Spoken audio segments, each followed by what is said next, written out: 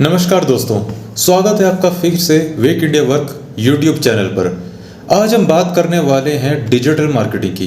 पर उससे पहले हमें ये देखना होगा कि डिजिटल मार्केटिंग का जो फर्स्ट स्टेप है एसईओ, वो क्या होता है। एसईओ होता है सर्च इंजन ऑप्टिमाइजेशन, यानी कि ऑर्गेनिकली ट्रैफिक आपको अपनी वेबसाइट में लाना, जो कि फ्री ऑफ कॉस्ट है, लेकिन क्लाइंट को उसके लिए पे करना पड़ता है। फॉर एग्जाम्पल, जैसे कि कोई भी आप वेबसाइट आप यहाँ से देख सकते हैं, जैसे कि टूर एंड ट्रैवल वेबसाइट होगी, या कोई मेरे को चाहिए टी शर्ट, वैसे तो अमेज़ॉन ही आएगा। अब ये आप देख रहे हैं सारा, ये तो चलिए अमेज़ॉन है, हम कोई और देखते हैं जिसकी कोई वेबसाइट हो। जैसे कि ये है लुइस, ये कई साइट्स हैं और कुछ ने अपने गूगल में बिजनेस रखे हैं। अभी किया ये everyday T shirt for men's. अब यह मैं क्लिक करके गया, जो यहाँ से इस वेबसाइट पे इसको बोलते हैं एसईओ, यानी कि ऑर्गेनिकली में आपकी वेबसाइट पे आना, यानी कि ये अपने किसी कीवर्ड को टाइप करके मैं यहाँ से किसी की वेबसाइट पे जाके पूरा देख रहा हूँ क्या क्या इन्फॉर्मेशन है और ये सब है। अब जैसे कि बात करते हैं, ये वेबसाइट मेरे पास है पंजाब जॉब्स। मैं जॉब्स के रिगार्डिंग देख रहा हूँ, या कुछ अभी के लिए हम ले लेते हैं जॉब्स के रिगार्डिंग मैं देख रहा हूँ। तो उसमें होता ये है कि अब ये वेबसाइट है जैसा कि आप देख पा रहे हो। अब मेरे को अगर कोई क्लाइंट देता है कि ये मेरी वेबसाइट है, मेरे को एसईओ करके दो और मेरे को उस पर वेबसाइट आना, ट्रैफिक आना चाहिए, तो उसके लिए क्या करना है, इस साइट को पहले मैं ऑडिट करूँगा। पहले मैंने साइट को देखना है कि इसके क्या सोशल मीडिया आइकन्स है, हेडर फुटर, सारा स्ट्रक्चर देखूँगा, कंटेंट क्या है, कैसा यूज़र इंटरफेस है। अब जैसे ये व्हाट्सएप, लिंक्डइन, ये कुछ नहीं चल रहा है। ये सारी इसने इन्फॉर्मेशन डाली है क्लाइंट ने कि ये है, क्योंकि ये अभी डोमेस्टिक प्रोजेक्ट है। डोमेस्टिक मीन्स इंडियन प्रोजेक्ट है। तो उसके बाद मैंने इसको लिंक को ऑडिट करने के लिए एसईओ ऑप्टिमाइजर टूल का इस्तेमाल किया। ये पहला टूल है हमारा जिसको हम यूज़ करें वेबसाइट ऑडिट करने के लिए। वेबसाइट को क्यों ऑडिट करना है, उसमें हमें पता लगता है वेबसाइट की क्या क्या प्रॉब्लम्स हैं, क्या बग इश्यूज़ हैं, और भी कई तरह की प्रॉब्लम्स हमारे को सामने आ जाती है। तो इसीलिए ये इंपॉर्टेंट है। अब जैसे मैंने इसका ऑडिट किया तो इसने बताया टाइटल सही नहीं है। टाइटल मीन्स मेटा टाइटल सही नहीं है। हालांकि अभी एक और टूल देखूंगा तो उसमें सही बता रहा होगा, वैसे 65 तक तो ठीक है, वैसे तो ज़्यादा 5 वही सबसे ज़्यादा। तो अब आगे चलते हैं। मेटा डिस्क्रिप्शन इसकी सही है, 120 से 160 कैरेक्टर्स है, ठीक है। तो टाइटल भी जो है उसके जो है कम से कम 60 कैरेक्टर्स होने चाहिए, 50 से 60 कैरेक्टर्स। अब आगे बात करते हैं, तो ये और क्या क्या दे रहे हैं। लैंग्वेज ठीक है इसकी। H1 टैग सही नहीं है इसके अंदर। जो एसईओ करते हैं उनको पता होगा। H1 होता है हेडिंग, कि मैंने अपनी वेबसाइट को क्या हेडिंग दी है, मतलब मेरी मेन वेबसाइट है। मेटा टाइटल डिस्क्रिप्शन तो अलग चीज़ होगी। वो हो गया कि गूगल पे जो जैसे मैंने टी शर्ट लिखा था, नीचे आपको टाइटल दिख रहा था everyday for T shirts for man, इस तरह से। अब आगे चलते हैं। उसके बाद ये होता है कि वेबसाइट के अंदर भी एक H1 होना चाहिए, जिससे गूगल बॉट को पता लगे कि ये पूरी वेबसाइट का नीचे कंटेंट क्या एक्चुअली प्रोवाइड कर रहा है। जो टाइटल था उसकी अकॉर्डिंग हमने इन्फॉर्मेशनल कंटेंट दिया है। तो H1 हो गया, H2 हो गया, H3 हो गया, ऐसे करके H6 होते हैं सारे।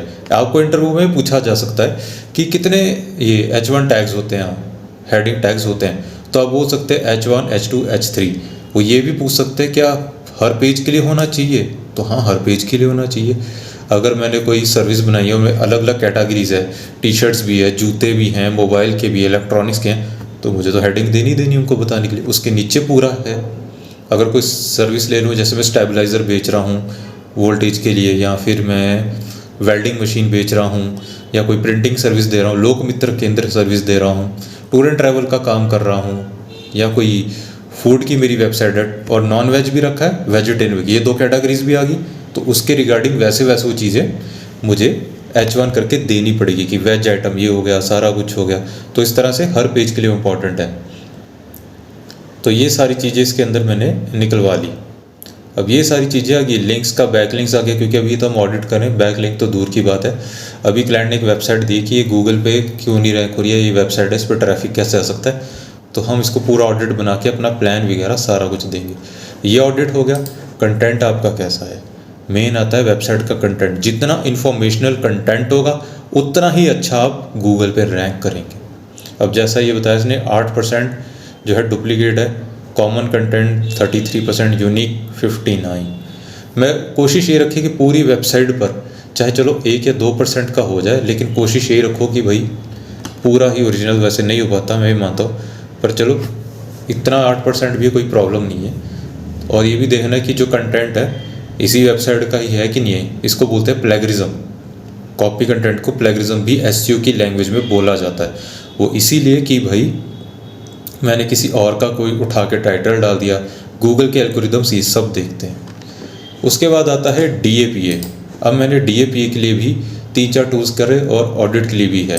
पहले मैं आपको ऑडिट का दिखाता हूँ। अब ये मैंने कंटेंट वगैरह देख लिया।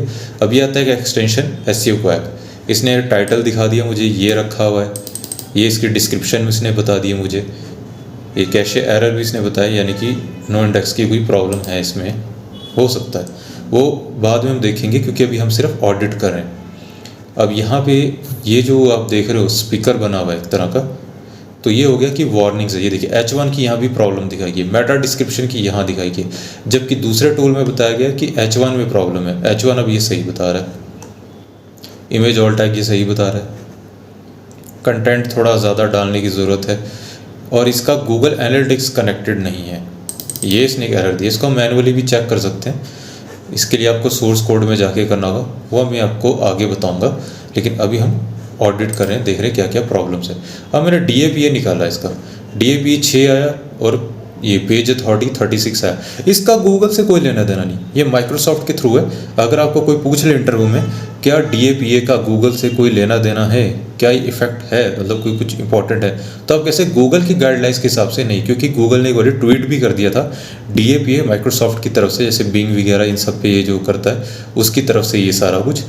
गूगल को सिर्फ मतलब है क्वालिटी कंटेंट, फ्रेंडली लिंक से और लिंक स्ट्रक्चर से, स्पैमिंग चीज़ों से उसको नहीं पसंद है, और गलत इन्फॉर्मेशन से। उसके कई एल्गोरिदम्स हैं, उसके मुताबिक मैं आपको बताऊंगा अगले वीडियो में कि भाई उसके एल्गोरिदम के मुताबिक ही क्यों काम करना चाहिए, तभी आपकी वेबसाइट जो है आगे अच्छा रैंक कर पाती है। अब ये DAPA 6 आ गया, उसके बाद PA पेज अथॉरिटी 36 है, ये काफ़ी ज़्यादा है, बहुत अच्छे। वैसे 22 से ऊपर होना चाहिए, 22-25 से तो आ जाता है, ठीक है काम चल रहा है। उसके आगे 30 आ गया तो ठीक है, वो भी एवरेज है। सबसे ज़्यादा अच्छा माना जाता है एक्सीलेंट जिसको बोला जाता है 50 के बाद। और अगर हम बात करें ये 80 है या आपका 100 ही है, तो वो पॉसिबल तो होता नहीं है, क्योंकि फेसबुक और यही सब साइट्स है जिनका इतना ज़्यादा है। फॉर एग्ज़ाम्पल अभी जैसे मैं यहाँ पे लिख देता हूँ फेसबुक। अब मैंने ये URL उठाया, इसको मैं बंद कर देता हूँ यहाँ से। अब मैं इसका DAPA देखता हूँ ज़रा, तो चेक DA, तो इसका 100 या 90 होगा अगर मैं गलत नहीं हूँ। रिफ्रेश मारता हूँ, थोड़ा नेट की भी प्रॉब्लम है यहाँ पे। अब देखते हैं, थोड़ा इसमें टाइम लगता है। चलिए मैं आपको तब तक आगे का दिखा देता हूँ। अब ये दूसरा है कि ये स्मॉल SEO टूल। पहला जो टूल था वो था द वेब स्पोलेट्री करके कोई टूल है ये, खैर फेसबुक का कर दी इसने। फेसबुक का 96 है और पेज अथॉरिटी देखिए 100 है। कितना देख रहे हो आप। और हमारी अभी जो पिछली साइड थी उसका कितना रहा था, 6। अगले टूल में अगर मैं देखूँ 6, पेज अथॉरिटी इसमें भी 36 है।